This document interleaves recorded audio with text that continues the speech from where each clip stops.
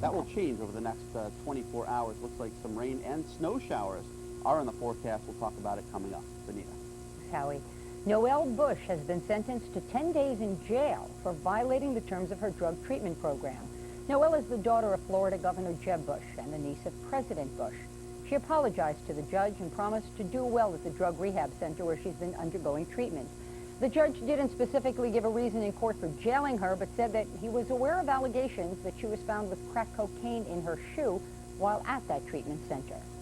Still to come, the effects of drinking on your pregnancy. Even a little alcohol can harm your baby for years. I'll have details in my health check. Plus the rising cost of health care. Who really pays for it, you or your employer? The answer at 12:08. Live, local, late-breaking. With Benita Zahn and meteorologist Howard Altschule. This is News Channel 13, live at noon. News Channel 13 is sponsored in part by Taft Furniture, the big store. And welcome back. In today's health check, a new study about the effects of alcohol and your unborn baby. According to the study, children born to mothers who drank even small amounts early in pregnancy are shorter and weigh less at age 14 than children born to mothers who didn't drink. The study's author says about 1.5 drinks a week can have an effect on children. The differences between kids disappears after they enter puberty. The study appears in the Journal of Alcoholism, Clinical and Experimental Research. Health insurance is something we all need, but it's getting more expensive and harder to pay for. When the cost goes up, who pays? The company or you, the employee? Diane Olick takes a look. At Jim Wordsworth's Virginia Steakhouse, quality is everything, from the wine to the flame-broiled steaks and to the health of his 100 employees. The primary reason that we included health insurance as a benefit, along with other benefits, is because if an employee is with you, they're your asset, not the building, not the sticks and the bricks. It is the employees. But it's getting harder to pay for that insurance, 32% harder. 32% is just not manageable. I mean, it's not a high wind, it's not a tornado, it's a tidal wave. It's an economic tidal wave. That's how much his premiums went up just this year. It's the same all over, even in large companies, especially heavily unionized companies like automobile manufacturers, which offer big benefits. Their health coverage is almost as expensive as the steel they put in their cars. That's because as a component of the Consumer Price Index, medical costs are rising at more than twice the rate of inflation. In turn, health insurance premiums are up almost 13% this year, the biggest increase in over a decade. The National Association of Manufacturers reports that last year, almost a third of its members saw an increase in health insurance costs of more than 20%. The result, companies are passing on the cost to employees.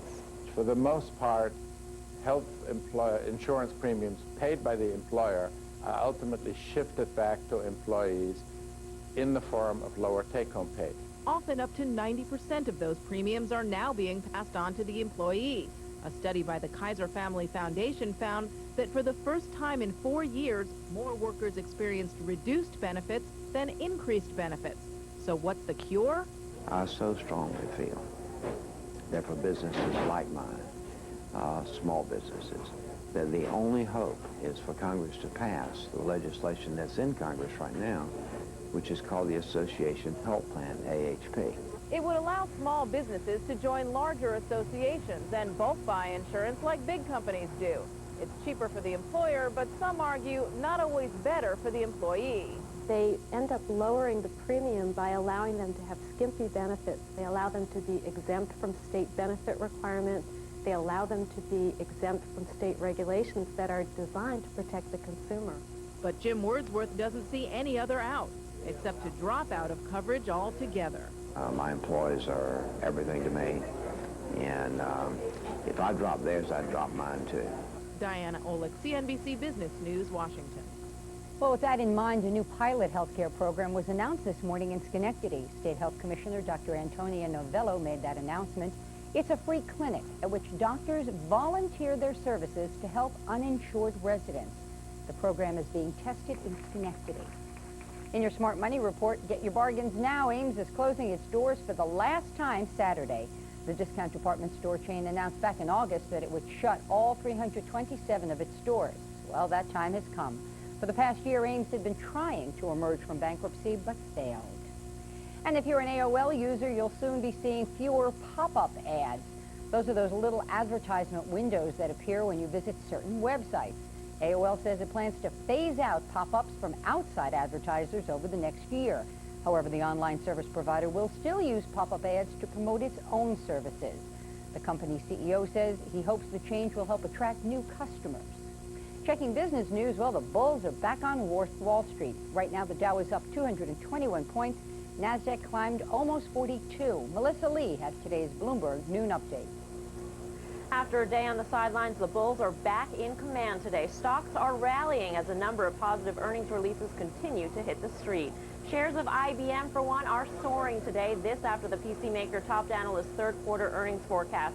Big Blue also said sales for the current quarter will climb to more than $22 billion.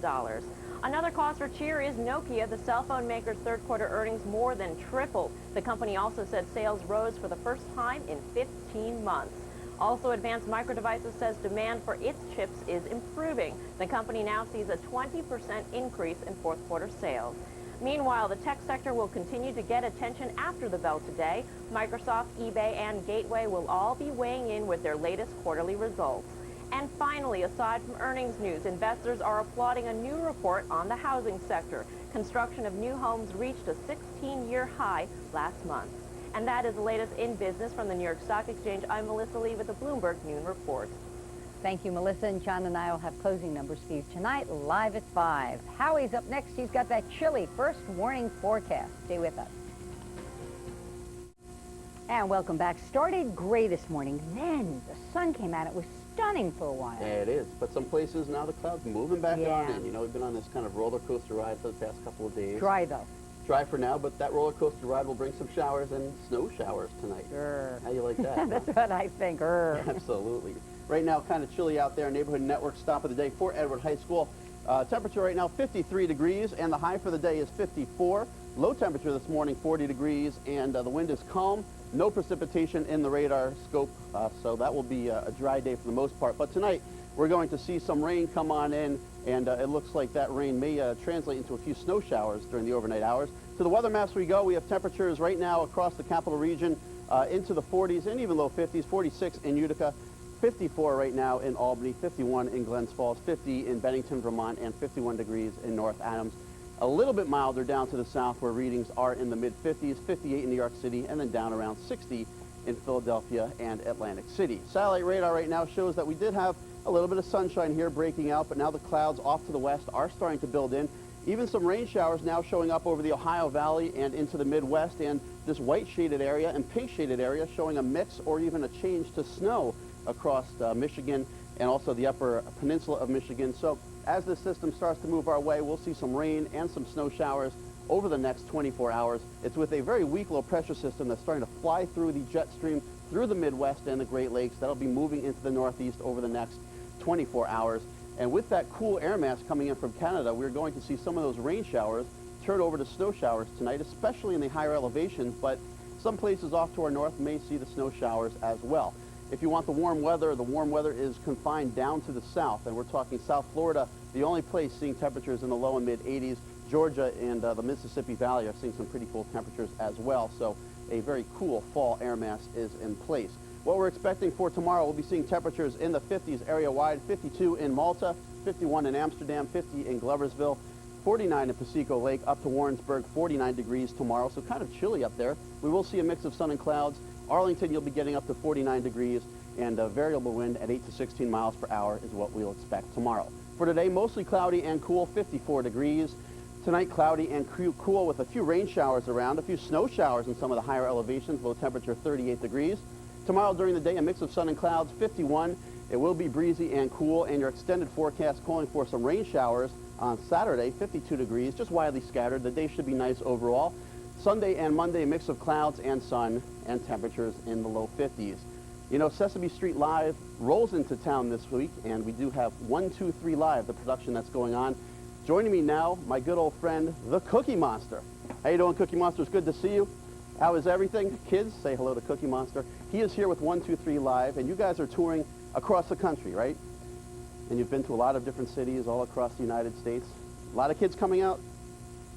Really? Okay. So basically, the kids come out and they transform themselves into the world of Sesame Street Live for a night. And you guys, and lots of singing and dancing going on, right? And you guys are going to be here for the next couple of nights. And tell me, one thing we've been trying to figure out, and I'm sure all the kids want to know, what's your favorite cookie? Oreos, graham crackers, or maybe the chocolate chip cookies? Oh, so we have a fan of the chocolate chip cookie. Okay, and you'll be here for the next couple of nights. We want to show the people at home how they can get tickets to come out and see you and all of your other friends from Sesame Street Live. So you can go to the Pepsi Arena. They'll be there Thursday through Sunday. It's 123 Imagine is what the show is. Call Ticketmaster 476-1000 or go to our website at WNYT.com. Best of luck with the show, and thank you very much for joining us. Back to you, Benita. Aren't you the lucky one? Oh, so I think Cookie Monster's coming over. You know, he knows I've got cookies. Up next, we're going to move into the Let's Eat kitchen. It's not cookies we're going to show you. We're going to show you how to make paella. And welcome back. We're going to make an authentic Spanish dish, paella. And here to create the rice and seafood specialty is Chef Dave Johnston from the Black Bear Bistro in Albany on Pearl Street. We were just talking about the great soups and stews you always have down there in this time of year. It's that time of year. You know, the weather's getting a little bit colder. You want a little something hearty to eat, and paella is definitely a great dish for that. Now, everybody thinks that paella is, you know, just so labor-intensive. Have you taken the fuss out of this? I have taken the fuss out. It can be labor-intensive, but it doesn't have to be. Okay, let's get started. So we've made it for home. As any good dish, we start with pure olive oil and garlic. Okay. Don't be shy on the garlic. There's no reason for it. All right, get that nice and simmered up. You take your meats next. You cut up your chicken. This is just boneless chicken breast. Okay. Slice that up into quarter or half-inch cubes. You just take the chicken breast and cut it up? Just chicken breast, cut it up. Hot Italian sausage. Hot Italian. You can use chorizo if you want to get a little fancier. Very nice. And I said, a nice mix. If you wanted, you could also use a hot turkey sausage. Absolutely. There's no reason why you couldn't.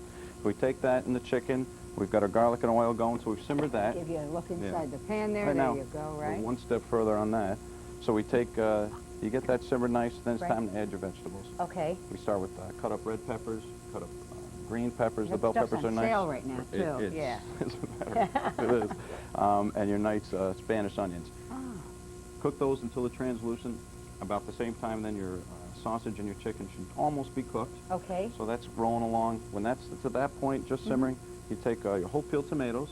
I like to hand crush them just a little bit. These, right? Yes. Okay. And you just buy those in the can? Yes. Okay. Absolutely. It's Right. nice for the juice because you're going to reserve some of the juice. Okay. So we take some of the tomatoes. We add that. That's where that is. Right. You can hand crush them. Cut them up. They look If you're a beautiful. little fussy, do it in there. You can do it in there. See if you can get a better look inside. There we Beautiful. go.